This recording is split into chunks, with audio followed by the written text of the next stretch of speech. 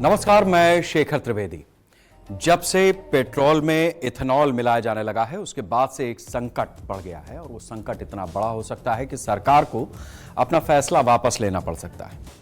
चीनी, शक्कर एक ऐसी चीज जो हर घर में हर दिन इस्तेमाल होती है, लेकिन आजकल चीनी के दाम बढ़ गए हैं। बीते साल में ऐसा पहली बार है जब चीनी के दाम बढ़े हैं।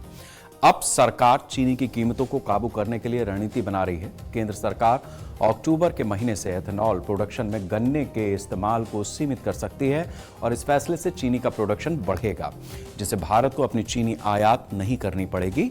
अब जो स्थिति बनी है एथेनॉल मिलाने की वजह से, वो एक नई समस्या पैदा कर रही है। 7 साल में पहली बार चीनी की कीमतें बढ़ी हैं। इसका कारण सबसे पहले समझिए। भारत में चीनी की कीमतों में पिछले एक महीने में करीब 10% की तेजी आई है। महाराष्ट्र के कोल्हापुर में चीनी का भाव रिकॉर्ड स्तर पर पहुंच गया। कोल्हापुर में चीनी की थोक कीमत 4,716 रुपए प्रति क्विंटल हो गई, यानी 47 रुपए किलो। बाजार में चीनी का उपलब्ध स्टॉक लगातार कम होता जा रहा है। वजह यह है कि ज्यादातर एथेनॉल बना रहे हैं। अगस्त से नवंबर के बीच चीनी की मांग सामान्य तौर पर बढ़ जाती है। त्योहारों का ये मौका आ जाता है। गणेश चतुर्थी, दशहरा, दिवाली और चीनी की खपत इस मौके पर बढ़ती है। त्योहारों की वजह से मिठाई कारोबारियों की चीनी खरीद बढ़ गई है। बिस्किट और कॉन्फेक्शनरी भी चीनी का स्टॉक बढ़ा रही हैं। पेय पदार्थ बनाने वाली कंपनियों की तरफ से भी चीनी की मांग होती है। कंपनियां भविष्य की कमी से बचने के लिए पहले से ही खरीद कर रही हैं, जिसकी वजह से यह स्थिति बनी है। चीनी मिलें भी सीमित मात्रा में ही चीनी का उत्पादन करके उसे बाजार में उतार रही हैं, यानी स्टॉक लगातार किया जा रहा है। कारोबारियों को आने वाले महीने में कीमतें और बढ़ने की आशंका है। जाहिर सी बात है कि इसका खुदरा आदमी पर असर पड़ेगा। महंगी चीनी का असर मिठाई और अन्य खाद्य उत्पादों पर पड़ेगा। चीनी की कीमतों में तेजी से खाद्य महंगाई पर भी दबाव बढ़ सकता है। नई चीनी की पेराई शुरू होने तक मौजूदा स्टॉक महत्वपूर्ण है। अब जाहिर सी बात है कि उतनी बड़ी क्राइसिस है या नहीं हमारे देश में, इस तरीके की कालाबाजारी या स्टॉक करके रखने की एक आदत सी बनी हुई है। भारत में चीनी उत्पादन और गन्ने की उपलब्धता किस तरीके की है, यह भी समझ लीजिए। मौजूदा सीजन में चीनी का उत्पादन उम्मीद के मुताबिक मजबूत नहीं रहा है, यानी गन्ना की जो रकबा था वो घटा है। महाराष्ट्र समेत कई राज्यों में गन्ने की उपलब्धता प्रभावित हुई है। गन्ने का रकबा घटा है। महाराष्ट्र में मौसम की परिस्थितियों की वजह से गन्ने की फसल पर असर पड़ा है। कुछ इलाकों में गन्ना समय से पहले फूल गया और ये समस्या देखी गई। गन्ने की उत्पादकता और चीनी उत्पादन, इससे दोनों प्रभावित हुआ है। कर्नाटक भी देश के प्रमुख गन्ना उत्पादक राज्यों में से एक है और यहां पर भी कुछ क्षेत्रों में गन्ने का इस्तेमाल चीनी की जगह गुड़ बनाने में हुआ है। चीनी मिलों के लिए गन्ने की उपलब्धता कम हुई है। सीजन के आखिर में कई मिलों में पेराई की रफ्तार धीमी हो गई है। उत्पादन घटने से चीनी के शुरुआती स्टॉक पर दबाव बढ़ गया है। अक्टूबर से शुरू होने वाले नए सीजन का बाजार को इंतजार है, यानी नए सीजन की शुरुआत कम शुरुआती स्टॉक के साथ होने की आशंका है। नई पेराई शुरू होने तक बाजार पुराने स्टॉक पर ही निर्भर करेगा, जिसे अब अलग अलग वजहों से रोका जा रहा है।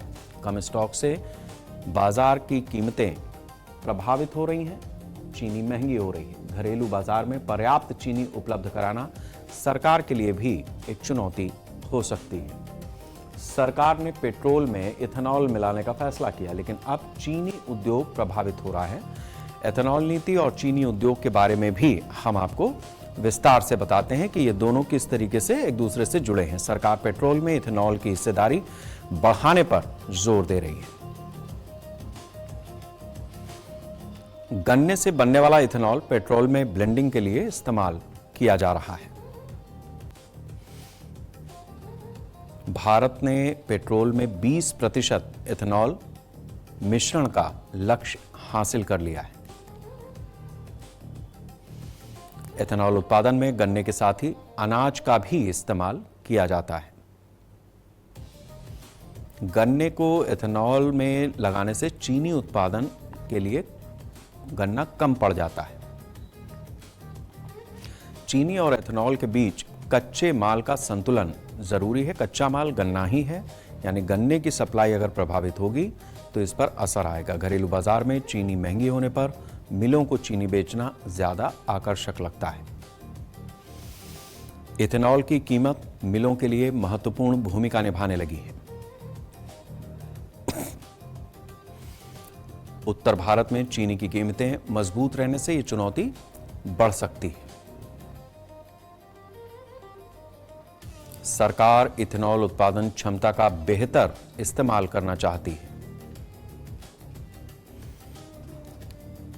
फ्लेक्स फ्यूल वाहनों के जरिए इथेनॉल की मांग बढ़ाने पर जोर है। भविष्य में इथेनॉल के दूसरे इस्तेमाल की संभावनाएं तलाशी जा रही, मतलब इथेनॉल बनाने के और तरकीबें निकाली जा रही हैं। इथेनॉल नीति से चीनी मिलों के कारोबार का गणित तेजी से बदल रहा है, यानी मुनाफा तो उन्हें हो रहा है लेकिन ये सिस्टम बदल रहा है। एक चीज की सहूलियत हो रही है तो दूसरी चीज हमें प्रभावित कर रही है। इथेनॉल के लिए मक्के की मांग भी बढ़ती जा रही है। ये किस तरीके का असर डाल रहा है ये भी हम आपको बताते हैं।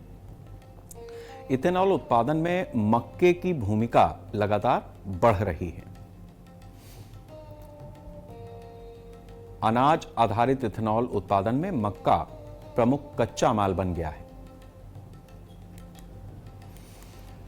जनवरी 2026 तक मक्के से 478.90 करोड़ लीटर इथेनॉल का आवंटन हुआ था।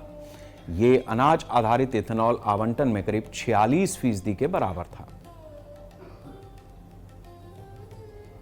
इथेनॉल की बढ़ती मांग ने मक्का के आर्थिक महत्व को बढ़ा दिया है। मक्का अब खाद्य और पशु आहार के साथ ऊर्जा के क्षेत्र में भी इस्तेमाल हो रहा है। मक्का यानी भुट्टा आजकल आप खूब खा रहे होंगे। पोल्ट्री उद्योग मक्का की मांग एक बड़ा हिस्सा पूरा करता है। इथेनॉल उद्योग बढ़ने से मक्के की प्रतिस्पर्धा भी बढ़ेगी। मक्के का रकबा घटने पर इथेनॉल उद्योग के लिए कच्चे माल की चिंता बढ़ सकती है। मक्का की कीमत बढ़ने से अनाज आधारित इथेनॉल की लागत भी बढ़ेगी। इथेनॉल की मांग किसानों को मक्के के लिए एक नया बाजार भी उपलब्ध करा रही है। दूसरी ओर मक्का की बढ़ती मांग पशु आहार की कीमतों को भी प्रभावित कर सकती है। खाद्य और ईंधन दोनों जरूरतों के बीच संतुलन बनाना इसलिए अब सबसे अहम हो गया है। इथेनॉल की बढ़ती जरूरत को देखते हुए मक्का उत्पादन बढ़ाने पर जोर है। इथेनॉल के लिए चावल का भी इस्तेमाल हो रहा है। अब ये चावल किस तरीके से इथेनॉल बनाने में मददगार हो रहा है ये भी हम आपको बताते हैं। अनाज से अब हम अपनी ऊर्जा जरूरतों को पूरा कर रहे हैं, जो आने वाले समय में निश्चित रूप से महंगा सौदा होगा। जानकारों के मुताबिक इथेनॉल में चावल की भूमिका आने वाले समय में बढ़ेगी। चावल अनाज आधारित इथेनॉल उत्पादन के लिए वैकल्पिक कच्चा माल बन रहा है। भारतीय खाद्य निगम के स्टॉक से भी डिस्टिलरी को चावल उपलब्ध कराया गया है।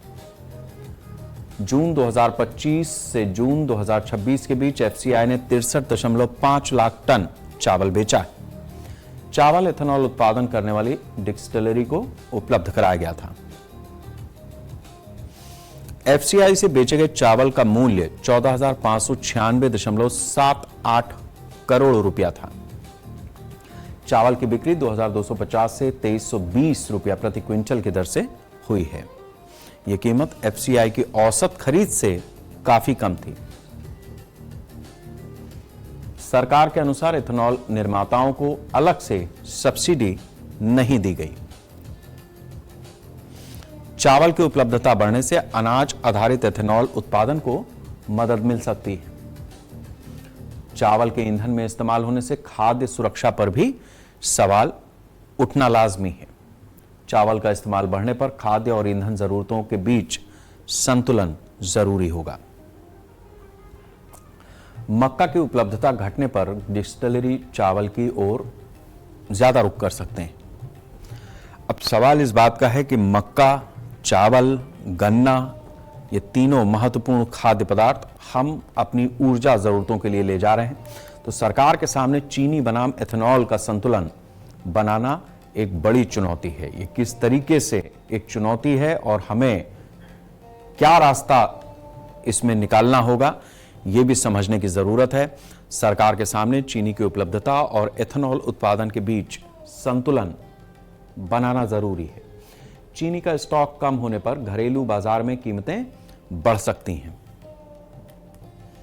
दूसरी ओर एथेनॉल ब्लेंडिंग लक्ष्य के लिए पर्याप्त उत्पादन भी जरूरी है।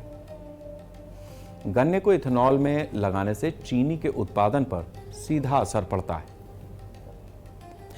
चीनी महंगी होने पर मिलों की प्राथमिकता एथेनॉल से चीनी की ओर जा सकती है। एथेनॉल की कीमत मिलों के लिए आकर्षक बनाए रखना जरूरी है।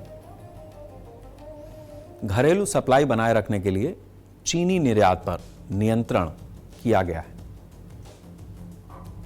2025-26 में सीजन में सरकार ने चीनी निर्यात को सीमित किया है। निर्यात नियंत्रण से घरेलू बाजार में उपलब्धता बढ़ाने में मदद मिल सकती है। एथेनॉल उत्पादन बढ़ने से पेट्रोलियम आयात पर निर्भरता कम हो सकती है। मक्का और चावल के इस्तेमाल से गन्ने पर एथेनॉल की निर्भरता घटाई जा सकती है।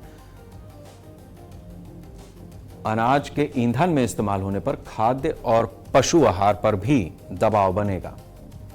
सरकार को चीनी, गन्ना, मक्का और चावल, इस चारों चीजें एक साथ देखनी होंगी। इसके लिए नीति भी डिस्कस करनी होगी। अगले सीजन की फसल और सरकारी नीतियां चीनी बाजार की भविष्य की दिशा तय करेंगी। यानी अगर हम अपनी ऊर्जा जरूरतों को नियंत्रित कर पाएं तो आने वाले समय में हम एक संतुलन की स्थिति देश के सामने रख सकते हैं। दूसरी तरफ हमें यह भी समझना होगा कि जिस तरीके से मौसम काफी मायने रखता है फसल उत्पादन में, मौसम अगर गड़बड़ हुआ तो फिर चाहे वो फसल कोई भी हो उस पर असर पड़ेगा, और अगर फसलों पर असर पड़ना शुरू होता है तो खाद्य आपूर्ति के साथ साथ अब हमारी ऊर्जा जरूरतें भी प्रभावित होंगी। यानी चीजों की बर्बादी कम से कम हो, जितनी जरूरत है उतना ही इस्तेमाल हो। ये बात इस समय अपना देश आम लोगों से अपेक्षा कर रहा है। इस बार का स्वतंत्रता दिवस बहुत खास होने वाला है। इस बार स्वतंत्रता दिवस समारोह कई मायनों में महत्वपूर्ण है। लाल किले से पहली बार वंदे मातरम गाया जाएगा। प्रधानमंत्री के भाषण से पहले वंदे मातरम गाया जाएगा। इस बार 15 अगस्त को वंदे मातरम के 100 साल पूरे हो रहे हैं और वंदे मातरम को लेकर के सरकार ने अभी हाल ही में कानून भी बना दिया है। लाल किले से पहली बार वंदे मातरम की आवाज गूंजेगी। इसे लेकर क्या तैयारी है, सबसे पहले ये देखिए। 15 अगस्त 2026 को लाल किले से पहली बार वंदे मातरम का गान होगा। प्रधानमंत्री नरेंद्र मोदी के संबोधन से पहले वंदे मातरम प्रस्तुत होगा। प्रधानमंत्री के पहुंचने के बाद कार्यक्रम में इस गीत को प्रमुख स्थान मिलेगा। वंदे मातरम के बाद प्रधानमंत्री ध्वज फहराएंगे। इसके बाद प्रधानमंत्री स्वतंत्रता दिवस पर देश को संबोधित करेंगे। ध्वज फहराने के साथ ही राष्ट्रगान बजेगा।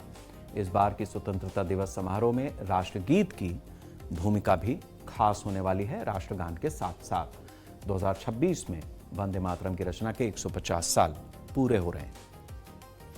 इसी ऐतिहासिक अवसर को समारोह से जोड़ने का फैसला किया गया है। सरकार ने वंदे मातरम को इस साल के समारोह के केंद्र में रखा है। लाल किले की प्राचीर से इसका गान एक ऐतिहासिक क्षण माना जा रहा है। दशकों से स्वतंत्रता दिवस पर मुख्य औपचारिक स्थान हमारे राष्ट्रगान जन गण मन को मिला है। अब पहली बार लाल किले से वंदे मातरम भी गूंजेगा। यह फैसला वंदे मातरम की ऐतिहासिक विरासत को सम्मान देने के लिए किया गया है। आजादी की लड़ाई में गीत की भूमिका को भी इस आयोजन में रेखांकित किया जाएगा। 15 अगस्त 2026 का समारोह वंदे मातरम के लिए ऐतिहासिक बनेगा। लाल किले से 80 साल वंदे मातरम क्यों दूर रहा, यह भी जानना जरूरी है।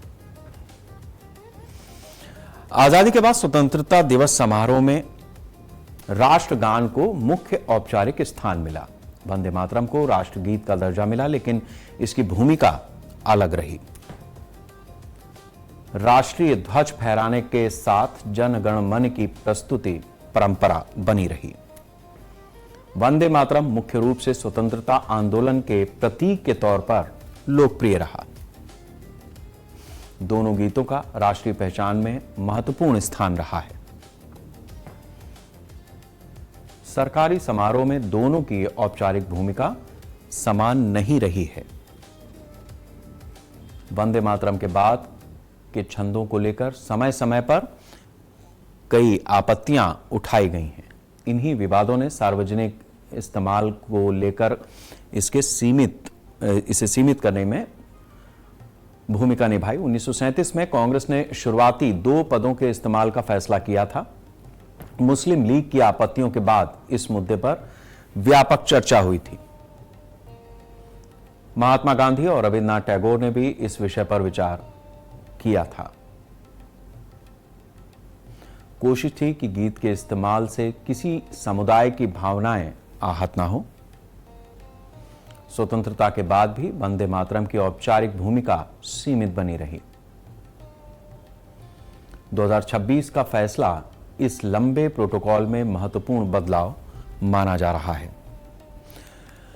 वंदे मातरम और जनगण मन में अंतर क्या है, यह भी हम आपको बताते हैं, ताकि ये बात और ज्यादा स्पष्ट हो सके कि हमारे राष्ट्रगीत और राष्ट्रगान में क्या फर्क है। जनगण मन भारत का राष्ट्रगान है, वंदे मातरम राष्ट्रगीत है। राष्ट्रगीत हमारे कई हैं। संविधान सभा ने जनवरी 1950 में जनगण मन को राष्ट्रगान नेशनल एंथम अपनाया था। वंदे मातरम को राष्ट्रीय गीत के रूप में मान्यता दी गई थी। दोनों गीतों को भारत की राष्ट्रीय पहचान में विशेष सम्मान प्राप्त है। जनगण मन को सरकारी समारोह की औपचारिक भूमिका मिली। राष्ट्रीय ध्वज से जुड़े प्रमुख आयोजनों में भी राष्ट्रगान की परंपरा रही है। वंदे मातरम की पहचान स्वतंत्रता आंदोलन से ज्यादा गहराई से जुड़ी हुई है। बंकिम चंद्र चट्टोपाध्याय ने वंदे मातरम की रचना की थी। जनगण मन रविंद्रनाथ टैगोर की रचना है। वंदे मातरम में मातृभूमि की वंदना और प्रकृति का चित्रण मिलता है। वंदे मातरम के बाकी के हिस्सों में हिंदू देवी देवताओं का भी उल्लेख है। वंदे मातरम के एक हिस्से में देवी देवताओं के जिक्र से ही मुख्य विवाद पनपा। औपचारिक मान्यता में वंदे मातरम के शुरुआती 2 छंदों को महत्व दिया गया। दोनों गीतों की भूमिका अलग होने के बावजूद राष्ट्रीय सम्मान समान रूप से महत्वपूर्ण है। 2026 का आयोजन दोनों राष्ट्रीय प्रतीकों की भूमिका को फिर से चर्चा में ला रहा है। वंदे मातरम का आजादी की लड़ाई से लेकर अब तक 150 साल का सफर कैसा रहा, यह भी समझिए। वंदे मातरम की रचना 1870 के दशक में की गई।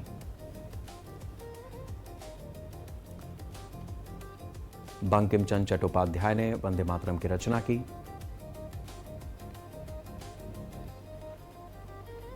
सात नवंबर 1875 को वंदे मातरम लिखा गया।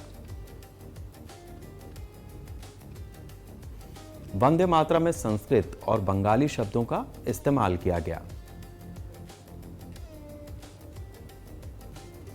इसका पहला प्रकाशन 1875 में बंग दर्शन पत्रिका में हुआ।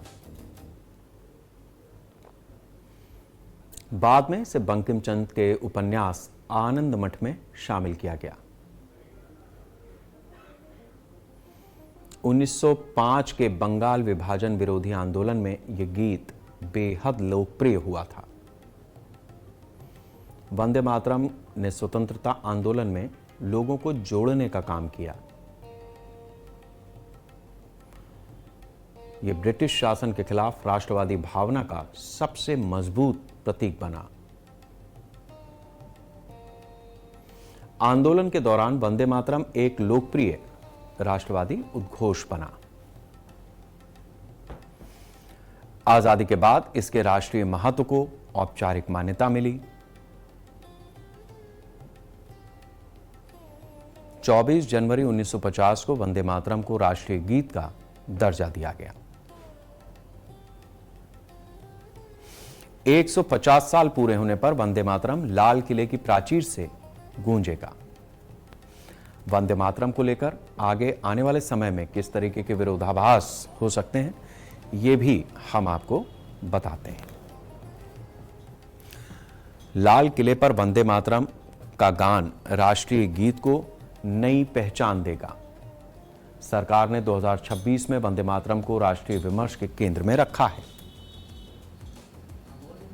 150वीं वर्षगांठ के कारण पूरे साल गीत से जुड़े कार्यक्रमों पर जोर रहेगा। स्वतंत्रता आंदोलन में इसके योगदान को फिर से याद किया जाएगा।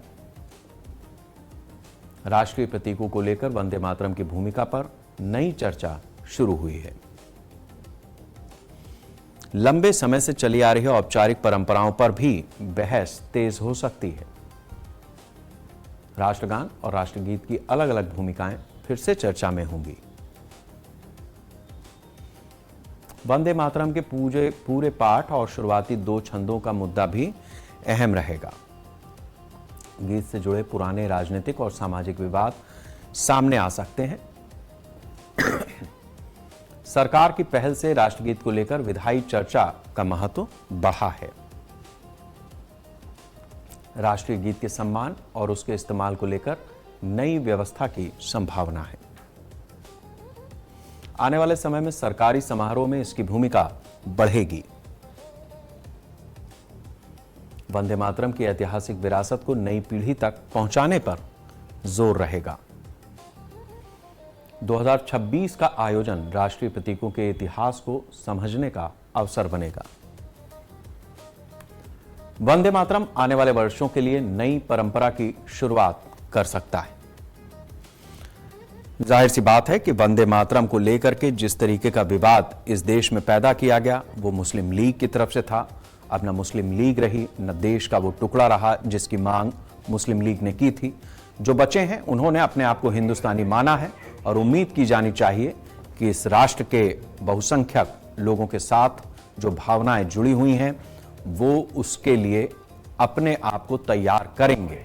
अगर उनकी तैयारी नहीं होती है तो जाहिर सी बात है कि कानून हमारे देश का एक महत्वपूर्ण हिस्सा है जिससे अनुपालन बगैर किसी जोर जबरदस्ती के होता है और आपको इस धरती पर रहना है तो इस देश का कानून मानना होगा। और अब बात दुनिया की उस सबसे बड़ी समस्या की जो एक तबके से जुड़ी हुई है, जो आबादी बढ़ाना जानती है लेकिन उसकी परवरिश कैसे होगी, वो कहाँ रहेगी, इन सब चीज़ों से ज़्यादा उसे मायने नहीं है। बहुत बड़ी संख्या में भारत में एक बार फिर से घुसपैठ की स्थिति बन रही है। रोहिंग्याओं की खेप बॉर्डर इलाके में इंतजार कर रही है। जम्मू कश्मीर में रोहिंग्याओं ने सरकार की चिंता बढ़ा दी है। जम्मू संभाग के सीमावर्ती जिलों में रोहिंग्या और बांग्लादेशी घुसपैठियों की मौजूदगी किसी चुनौती से कम नहीं है।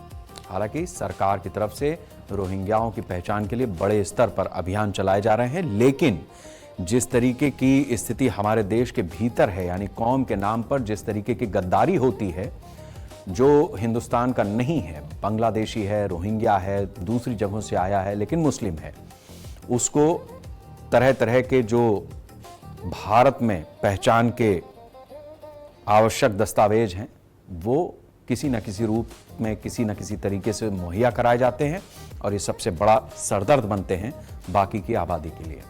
जम्मू में रोहिंग्या आबादी को लेकर किस तरह के आंकड़े हैं, सबसे पहले इसको बस समझ लीजिए।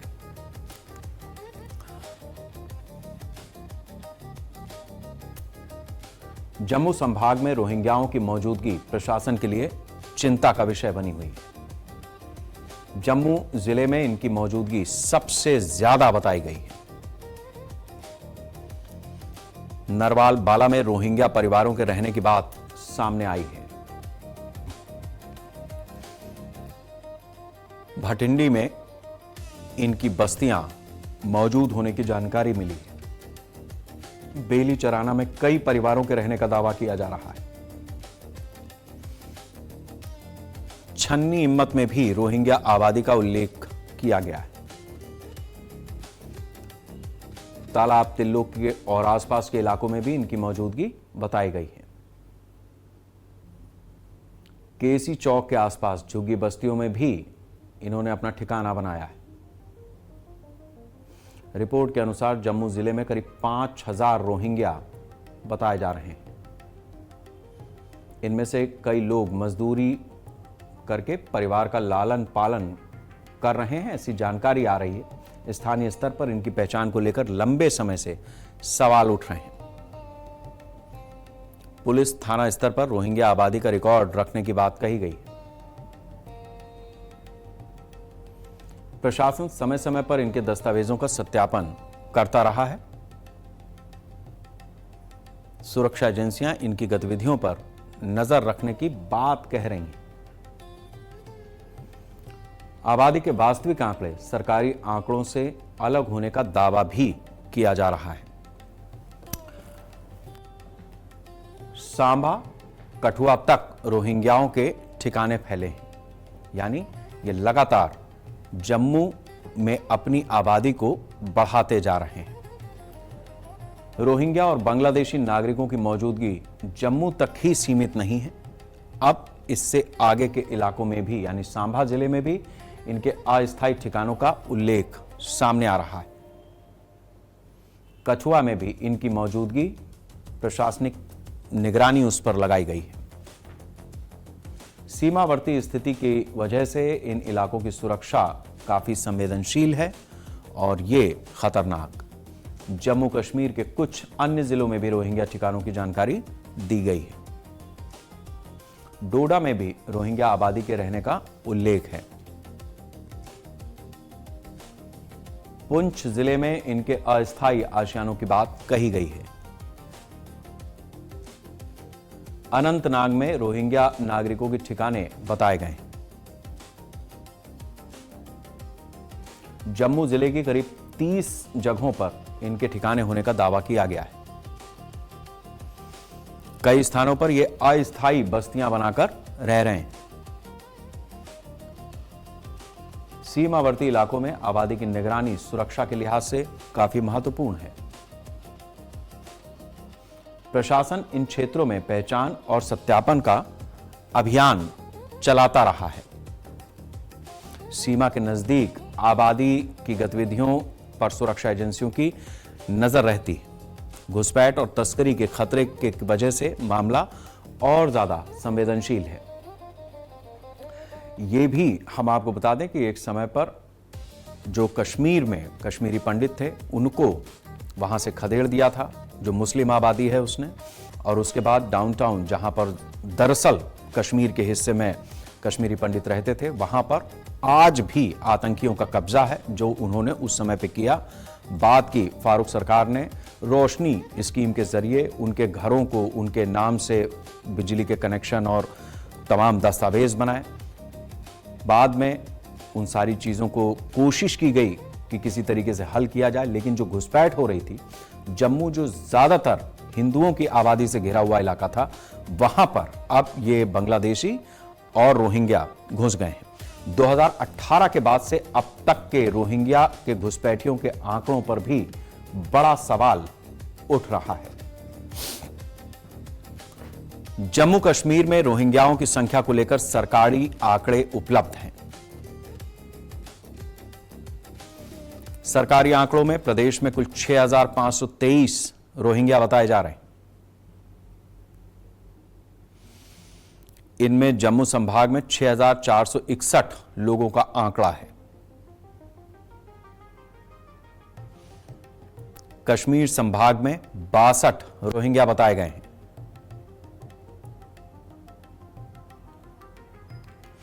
रिपोर्ट के अनुसार लद्दाख में भी कुछ अस्थायी रूप से पहुंच गए हैं। सरकारी आंकड़ों में जम्मू संभाग की हिस्सेदारी सबसे ज्यादा है। जम्मू जिले में इनकी संख्या सबसे अधिक है।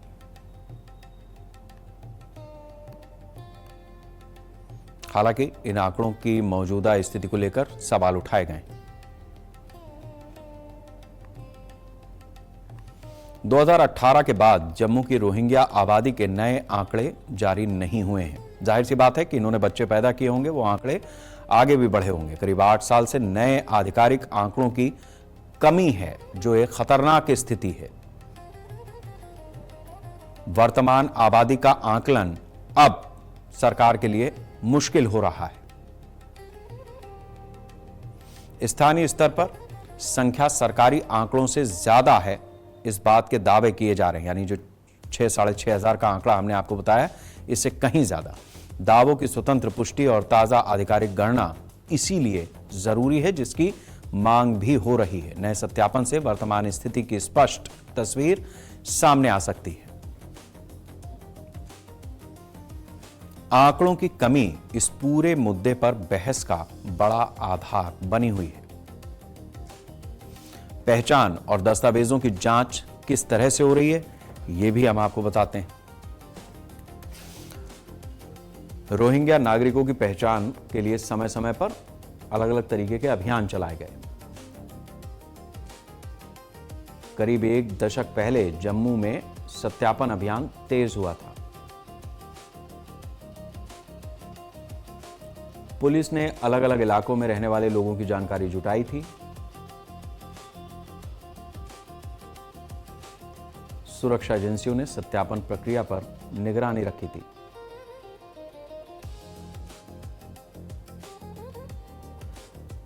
कुछ रोहिंग्या नागरिकों के पास UNHCR से जुड़े पहचान पत्र होने की बात कही गई। पहचान पत्र होने और भारत में वैध निवास का सवाल अलग अलग कानूनी विषय हैं। स्थानीय प्रशासन इन लोगों की पहचान और दस्तावेजों की जांच करता रहा है। थाना स्तर पर इनकी जानकारी दर्ज रखने की व्यवस्था बताई गई है। दस्तावेजों की प्रामाणिकता जांचना प्रशासन की अहम जिम्मेदारी है। अवैध रूप से रहने वालों की पहचान को लेकर अभियान चलाए गए।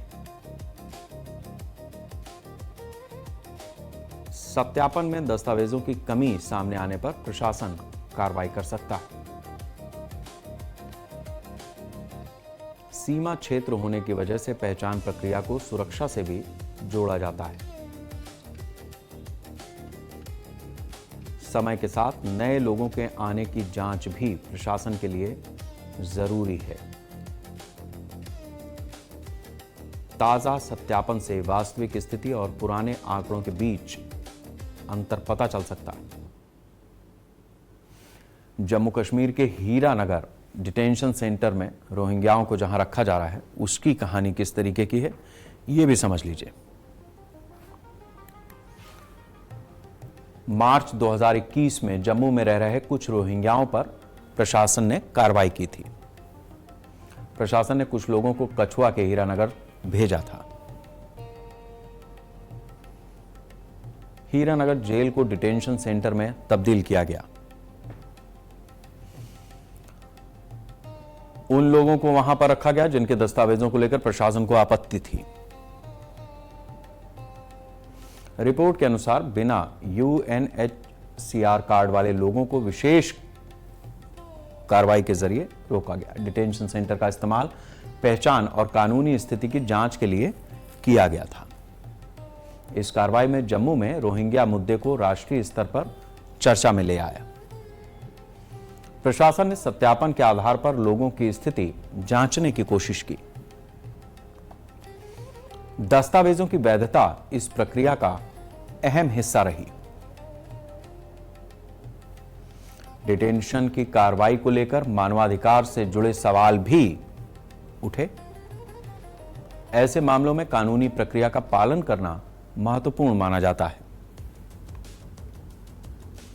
अवैध प्रवास और शरणार्थी स्थिति के बीच कानूनी अंतर भी महत्वपूर्ण है। पहचान के बाद आगे की कार्रवाई संबंधित कानून और सरकारी नीति पर निर्भर करती। 2021 की कार्रवाई के बाद भी रोहिंग्या आबादी का मुद्दा खत्म नहीं हुआ। नए सत्यापन और मौजूदा स्थिति की समीक्षा की जरूरत अभी भी बनी हुई है। रोहिंग्या घुसपैठियों पर कई गंभीर आरोप लगे हैं। ये आरोप किस तरीके के हैं, यह भी समझ लीजिए। रोहिंग्याओं पर गंभीर आपराधिक मामले दर्ज हुए हैं, आरोप लगे हैं। मानव तस्करी के आरोपों तक का इसमें जिक्र है। ये एक आए और उसके बाद टिड्डी दल की तरीके से बहुतेरे आए। कुछ मामलों में सांप्रदायिक सौहार्द बिगाड़ने का भी आरोप लगाया गया है। जम्मू की ज्यादातर आबादी हिंदू है और इन्होंने घेरा डाला है। जम्मू को एक तरीके से पूरे जिले को इन्होंने घेर रखा है। हवाला गतिविधियों का शक इन पर है, रिपोर्ट्स भी हैं। फर्जी सरकारी दस्तावेज बनाने के आरोप भी सामने आ रहे हैं। ऐसे मामलों में व्यक्तिगत आरोपों को पूरी आबादी से जोड़ना उचित नहीं है, लेकिन यह पूरी आबादी है ही ऐसी। प्रत्येक मामले की जांच उसके उपलब्ध साक्ष्यों के आधार पर होनी चाहिए।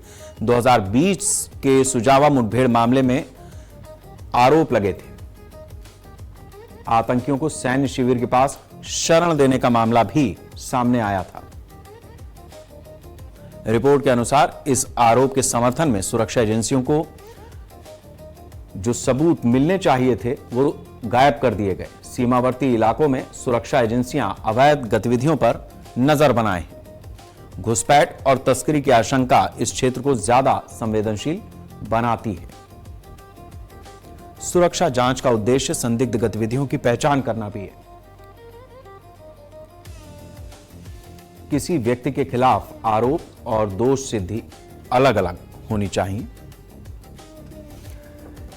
जिस तरीके की स्थिति बनी हुई है, इसमें कोई दो राय नहीं है कि रोहिंग्याओं की घुसपैठ की वजह से जम्मू कश्मीर की सुरक्षा सवालों के घेरे में है। रोहिंग्या मुद्दे को लेकर जम्मू में राजनीतिक और सामाजिक बहस लंबे समय से जारी है। कुछ स्थानीय संगठन इनकी बढ़ती आबादी पर लगातार सवाल उठा रहे हैं। संगठनों का दावा है कि आबादी बढ़ने से सुरक्षा चिंताएं भी बढ़ी हैं।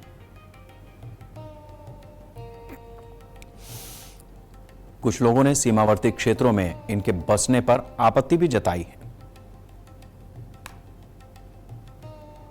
स्थानीय संगठनों ने करीब एक दशक पहले इस मुद्दे को उठाया था।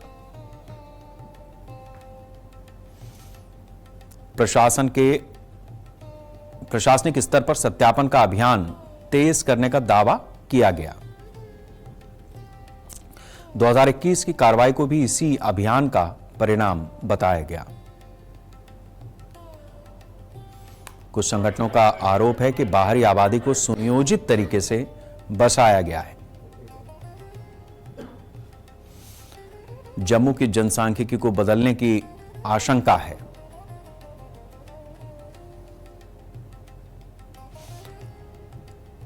ऐसे दावों की पुष्टि के लिए ठोस और स्वतंत्र आंकड़े जरूरी हैं, यानी सिर्फ सरकारी दस्तावेजों से ही काम नहीं चल पाएगा। वजह यह है कि सरकारी दस्तावेजों को तैयार करने वाले भी जिस तरीके के लोग हैं, उनकी भूमिका भी कई बार संदिग्ध नजर आती है। लिहाजा इस देश को एक रखने के लिए जरूरी है कि जो हमारी एजेंसियां हैं, जो लोग ऐसे विभागों में हैं, वो कम से कम ऐसे घुसपैठियों के लिए अपनी हरकतों को बंद करें और केंद्र सरकार को भी इस पूरे मामले पर गंभीरता से विचार करना होगा, ताकि इस राष्ट्र का वंदन होता रहे। वंदे राष्ट्र।